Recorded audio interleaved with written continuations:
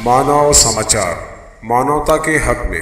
Assembly election को लेकर मालेगांव शहर में बहुत तैयारी जारी है। कुछ नए चेहरे जो है तो पार्टी के साथ जुड़ रहे हैं, मगर आप ही का जो साथ देने वाले लोग हैं आपको छोड़ के जा रहे हैं।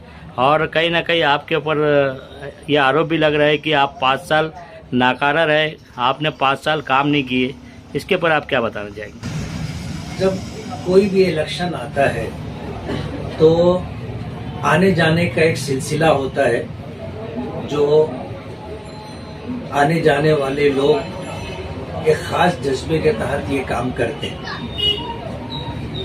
अब जो लोग जा रहे हैं, जाहिर बात है कि उनका अपना कोई मकसद होगा, उनका अपना कोई प्रोग्राम होगा और उस प्रोग्राम के तहत उन लोगों का जाना है।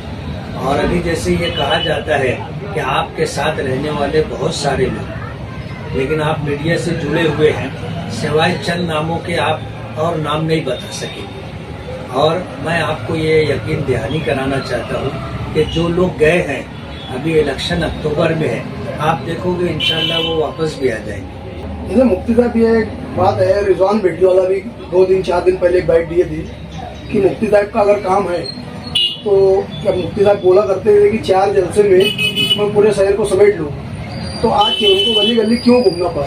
इसके ऊपर आप क्या बोलना चाहेंगे? मैं तो अभी अपनी गली से निकल करके वोट मांगने के लिए कहीं गया नहीं। वक्त से पहले ही लोग चिल्लाने लग गए।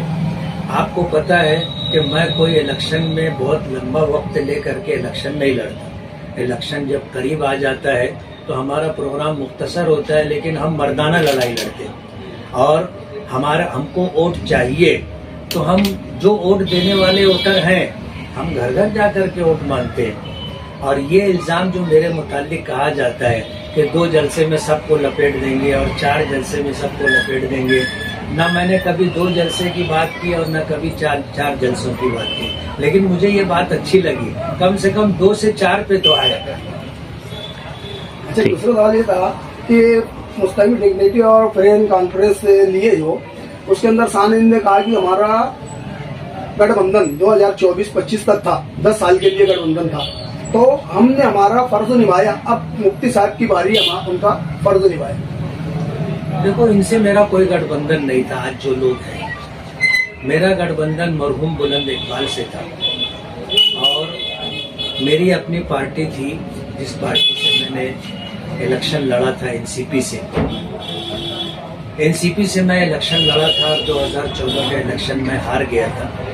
2017 में मेरा इनका मुआहदा हुआ और उस मुआहदे के अंदर उनका ये कहना था, उनके बड़ों का, कि भाई मरहूम साथी निहाल अहमद साहब के ये 2 बच्चे और ये दोनों बच्चे इलेक्शन कॉर्पोरेशन का होता है तो दोनों चुन करके नहीं आ पाते। भाई चुन के आया तो बहन रह जाती है और बहन चुन के आता है तो भाई, बहन चुन के आती है तो भाई रह जाते हैं। उन्होंने ये दरखास्त की थी कि भाई ये 2 सीट आप चुनवा के दे दो, हम 10 साल आपके साथ रहेंगे। तो हमारा उनका मुआहदा बुलंद इकबाल से था 2017 से 2027 तक। और उस मौके पर जो हम लोगों के दरमियान बात हुई थी कि मैं 2 इलेक्शन असम्बली का जिससे आगे लड़ना है, तो ये मेरा साथ देंगे, मेरा इलेक्शन लड़ेंगे और ये 2 सीट चुनवा के लाना मेरी जिम्मेदारी है। तो असम्बली इलेक्शन से पहले कारपोरेशन इलेक्शन हुआ था।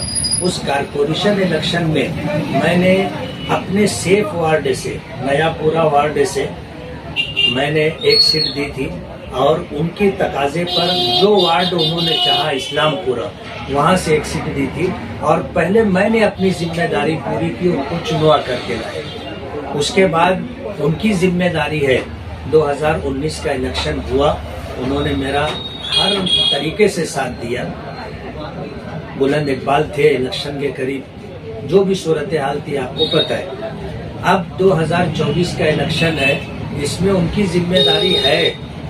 आज अगर वो जिम्मेदारियों से पहलू तही करना चाहते हैं और गलत बयानी से काम लेना चाहते हैं तो ये बराबर नहीं। और जाहिर बात है, ये जुबानी एक मुआहदा नहीं, ये हमारा उनका मुआहदा बाकायदा एग्रीमेंट जो हुआ वो स्टाम्प पर। तकीम डिग्निटी ये बता रहा है कि आपके मुफ्ती साहब ने हमारा साथ देना ना, तो आप साथ देंगे? सवाल ये है कि जो एग्रीमेंट हुआ वो 2017 से 27 तक का है। आज 24 में अगर वो चाहेंगे कि उनकी जिम्मेदारी वो छोड़ दे, मैं इलेक्शन नहीं लड़ूं वो इलेक्शन लड़े, तो ये बात बराबर है क्या? लोगों को भी समझता है ना क्या सूरत हाल है। इसलिए वो जो बात कह रहे हैं वो मुआहदे के खिलाफ वर्जी है और हमारे शहर को अगर वो जो है गलत रास्ते पर ले जाना चाहें या अपने तौर पर कोई बात कह करके लोगों को उलझाना चाहें तो शहर बहुत समझदार है और जो तहरीर है वो तहरीर है। मैं कुछ जुबानी बोलूं वो कुछ जुबानी बोले इसका कुछ हासिल नहीं है। जो लिखा हुआ है वो है, जब वक्त आएगा तो हम जो है वो लोगों के सामने ले आएगी। मैं तो ये कहना चाहूँगा कि अल्लाह का एहसान है, मैं जब मालेगांव आया उस वक्त से मैंने इमामत का सिलसिला शुरू किया। अल्लाह का बहुत बड़ा करम है, आदमी इमामत पे रहता है तो बहुत सारे गुनाहों से ये अमल उसको बचा लेता है। मैं पहले दिन से अल्हम्दुलिल्लाह मालेगांव पढ़ कर के आया, जब से इमामत कर रहा हूँ और इमामत की वजह से अल्लाह पाक ने मुझे बहुत सारी बुराइयों से बचाया। मैं ये नहीं कहता कि मैं दूध का धोया हुआ हूँ, मैं गुनहगार हूँ और कोई आदमी ये नहीं कह सकता कि वो गुनहगार नहीं, इसलिए कि नबी करीम सल्लल्लाहु अलैहि वसल्लम का इरशाद मुबारक है, कुल्लुकुम खत्ताऊन व खैरुल खत्ताईन अत-तव्वाबून, कि तुम सब के सब खताकार हो, खतावार हो, तुम में बेहतरीन शख्स वो है जो तौबा करता है। तो कोई ये नहीं कह सकता कि वो गुनहगार नहीं। रही बात ये कि मुख्तलिफ मौके पर इस तरह की बात कही जाती है और मैं छाती ठोक करके उसका मुकाबला करता हूँ ना। जो लोग कहते हैं फारसी का एक जुमला है, दरोग गोरा हाफजा न बासत, झूठ बोलने वाले को याद नहीं रहता कि उसने पीछे क्या बात कही। आप उनकी बातें सुनोगे तो हर मर्तबा उनकी बात में आपको फर्क लगेगा। और आज तक कोई आदमी सिर्फ ऐसे पेपर बताना और सिर्फ ऐसे मोबाइल बताना और उस पर लोगों को ये बावर कराने की कोशिश करना कि हमारे पास ऐसे राज है, हम कर देंगे, ओपन कर देंगे, तो ये मालेगांव में रहने के लायक नहीं रहेंगे, ये मुंह दिखाने के लायक नहीं रहेंगे। उनको सामने लाना चाहिए ना, ठीक है, उनको सामने लाना चाहिए। इससे बड़ा सियासी बेनिफिट उनके लिए और क्या होगा। आज सियासी लड़ाई लड़ी जा रही है और मैं छोकड़ी छाप लड़ाई नहीं लड़ता, जनाना लड़ाई नहीं लड़ता, मैं मर्दाना लड़ाई लड़ता। और एक आदमी जब किसी की तरफ उंगली उठाता है तो 4 उंगलियां उसकी अपनी तरफ होती हैं और उनकी जिंदगी कैसी है, उनके साथ जो लोग जाते आते हैं क्या कुछ होता है, उन्होंने बाकायदा पक्की मुझे दे के रखी है। मैं तो इंतजार कर रहा हूँ कि कहीं से अगर शुरुआत होगी और पहल होगी तो हमको जवाबी कार्रवाई के लिए हमको हक रहेगा और हम हक से बता सकेंगे कि भाई ये जो हम पर ये झूठा इल्जाम लगा रहे हैं ये साबित करें। और नहीं तो हम उनके जो है वीडियो देते हैं ना, आपको हम उनके फोटोज देते हैं, उनके वीडियोस देते हैं और इस बात के जिंदा गवाह मालेगांव में मौजूद है। जो उनके साथ गुनाह में शरीक रहे हैं वो है, आज कहीं ना कहीं उन्होंने ये बात कही है। मिलेंगे, अब इलेक्शन आता है तो इस तरह की बातचीत होती है, लेकिन कहते हैं ना कि आदमी झूठ बोलता है तो उसको याद नहीं रहता कि मैंने पहले क्या कहा था और अब क्या कह रहा हूँ। तो मुफ्ती साहब ऐसा है कि आप इलेक्शन अकेले लड़ोगे या फिर गठबंधन वापस होगा, इसके कोई चांसेस है आपकी तरफ से?